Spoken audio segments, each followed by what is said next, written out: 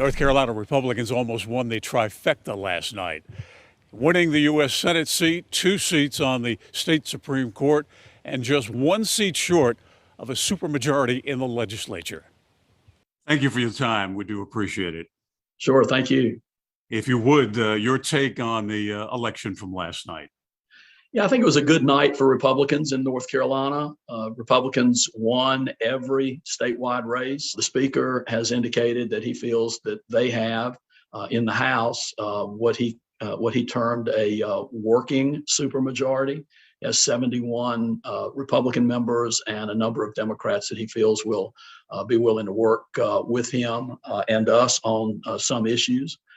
So I feel pretty good about our ability to continue the policy initiatives that we have championed over the past dozen years: lower taxes, less regulation, quality education, balanced budgets, those sorts of things. Let me begin with the whole idea of lowering the taxes on individuals. You have lowered the taxes on corporate down to 0.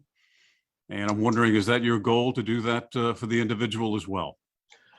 Well, those states that seem to weather economic downturns better are states that either have no income tax or very low income taxes. I don't know that we have the capacity, at least in the short run, to get North Carolina's personal income tax rate to 0. Is your goal, though, to have a 0 income tax in North Carolina? My goal is to continue to make progress in that direction. And if we can get to 0, I think that would be a very good thing for the state. What do you see as the next step in the fight over voting rights here in North Carolina? Yeah, I think at least the biggest issue there, at least initially, is photo voter ID. The people of the state of North Carolina have made it crystal clear that they, by a fairly significant margin, want and feel it's appropriate for us to have a photo voter ID requirement for voting. Democrats have voiced great concern about the future of abortion. Where do you see that heading? We have a law that prohibits abortions after the 20th week of pregnancy. If there's 4 weeks in a month, I mean, that's 5 months.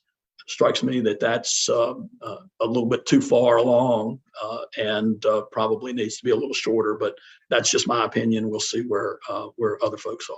And Leandro, what is going to happen next? The legislature, under our constitutional order, has the authority, the power, the exclusive power to appropriate dollars. The decision that was made by the Democrats on the state Supreme Court was totally contrary to the way our Constitution has that set up. We're almost halfway through the fiscal year. We come back in January. There might be some changes that would be made to rectify any additional amounts that the court may have ordered. I'm hopeful that there will be a rethinking of the decision that was made, but again, I don't know that that's something that will actually take place. Medicaid expansion, you came close last time around. Are you expecting that to have any success here in the new year? Well, I'm hopeful that we'll be able to move forward with a comprehensive health access bill. I don't know that just Medicaid expansion in isolation is the right answer, but Medicaid expansion in conjunction with those other reforms, I think works for North Carolina would be the thing for us to do. How about yourself? What is it that you're hoping for in the new session? Well, I'm hoping that we'll be able to move measures that continue to move North Carolina forward.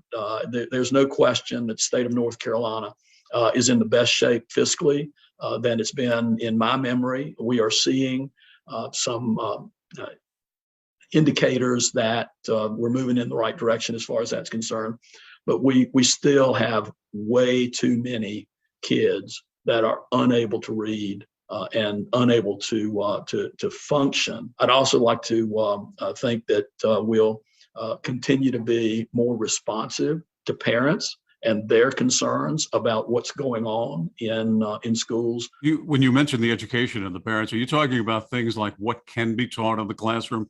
The whole idea of the LGBTQ community raising issues about transgender, whatever it is that teachers are instructing in classrooms? There's clearly concern on the part of parents about those kinds of issues. I think at a minimum, we've got to open up the education system in terms of transparency for parents so that they know what's happening.